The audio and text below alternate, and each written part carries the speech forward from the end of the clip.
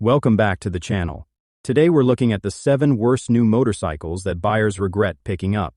Let's dive in. Number 7. Honda Shadow Phantom. The Honda Shadow Phantom gives off the tough bad boy image, but once you ride it, it feels more like you're stuck behind a slow-moving minivan. With its blacked-out styling, low seat, and just enough attitude, it tricks you into thinking your $8,000 is buying something exciting. But the moment you're on it, reality hits quicker than a DMV line. Its 745 CCS V-twin is about as thrilling as a cup of decaf. It's fine around town, but hit the freeway and you'll wish you had chosen almost anything else with more bite. The bike isn't just slow, it's the kind of slow that makes you double-check if the parking brake's still on. Comfort isn't much better either. The seat feels like a park bench with wheels, and the stiff rear suspension makes sure you feel every pothole your city ignored. While the low seat might seem like an advantage, it kills cornering clearance, scraping pegs before the fun even starts. And the tech, or lack of it, doesn't help. No ride modes, no traction control, and sometimes not even AB standard. For nearly $9,000, a speedometer and regret don't cut it. Trying to sell one later? The resale value drops quicker than your excitement after that first ride. Bottom line, the Shadow Phantom is all looks with no real payoff. You're paying for the image, while the ride leaves you disappointed. Number 6. Harley-Davidson Nightster. The Harley-Davidson Nightster promises Harley soul in a stripped-down modern package, but somehow misses the mark in every direction. With a base price just over $13,000, it seems reasonable until you realize what's missing. The 975 CCS Revolution Max engine may sound good on paper, but on the road it's more bland than bold. It lacks the thump, grunt, and character Harley riders expect. Instead of a raw American cruiser, you end up with an identity crisis on 2 wheels. Build quality doesn't help either. It feels more plastic than premium. For a company known for timeless metal machines, the Nightster comes off like Harley cut corners and hope nobody would notice. The suspension is stiff enough to rattle your teeth, and the ergonomics feel confused, somewhere between cruiser comfort and cafe racer aggression, but never fully either. Add in taxes, dealer fees, and basic upgrades just to make it tolerable, and suddenly you're looking at $16,000. At that price, a used Fat Bob with real soul makes more sense. In the end, the Nightster teaches you how to spend big and still feel shortchanged. It may grab attention at first, but it's not the Harley you brag about. It's the one you eventually trade in. Number 5. Kawasaki Eliminator. The Kawasaki Eliminator looks like it should be fun, but ends up riding like a Craigslist listing in progress. Priced just under $7,000, it claims to deliver a modern cruiser experience, but really it's more like a beginner's bike caught in a midlife crisis. Light and low slung, yes, but push past 55 miles per hour, and the 451 CCS parallel twin feels like it's clocking overtime at a job it hates. Twist the throttle, and you'll quickly see this isn't the muscle cruiser the name implies.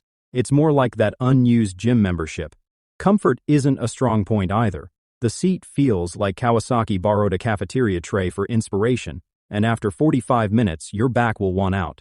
The rear shocks don't improve things, especially if you weigh more than 160 pounds or live somewhere riddled with potholes, like most of Michigan. Despite the urban rebel look, it doesn't even come with a gear indicator, leaving you guessing more than a tourist in Times Square. Fuel economy is fine, but the small 3.7-gallon tank means frequent gas stops, not ideal for commuters. Resale is another headache, as the Eliminator lingers on the used market longer than an ignored Tinder match. In short, it tries hard to be cool but comes off like a half-hearted cover band. Thinking about buying it? Best to eliminate that idea. Number 4. BMW R18. The BMW R18 is a big, flashy cruiser that grabs attention, until you actually live with it. Starting around $16,000 and easily topping $20,000 with options, it's a serious wallet hit for what often becomes a garage ornament. On paper, it sells retro charm mixed with German engineering, but in reality, it's clunky and overambitious. That massive 1,800cc boxer twin delivers plenty of torque but feels like overkill in the city and stubborn in traffic. Then there's the weight. Nearly 800 pounds means maneuvering it is like wrestling a vending machine, especially in parking lots or tight turns. Maintenance carries the BMW premium, with pricey oil changes, valve adjustments, and parts. Drop it, which many new owners admit to, and the repair bill will make you regret every life choice since high school. Resale value? It sinks faster than day-old guacamole.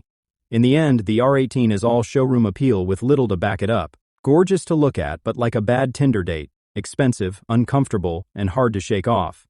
Number 3. Harley-Davidson Road Glide. The Harley-Davidson Road Glide is a $25,000 shrine to loud pipes, big fairings, and post-purchase regret. On the brochure, it's a dream cruiser. In practice, it's closer to a land yacht stuck in traffic. At almost 900 pounds, low-speed handling is a workout, and parking it feels like docking a boat without water. The infotainment system looks impressive in print, but operates like it was designed before smartphones. Laggy touch responses, buggy navigation, and constant Bluetooth dropouts make trips feel longer. The Milwaukee 8 engine throws off so much heat you could toast a bagel by mile 10. Suspension isn't smooth either, turning every pothole into a lesson in suffering. Fuel stops are frequent enough that attendants might know you by name. And while the exhaust note is iconic, it's also loud enough to double as a neighborhood alarm.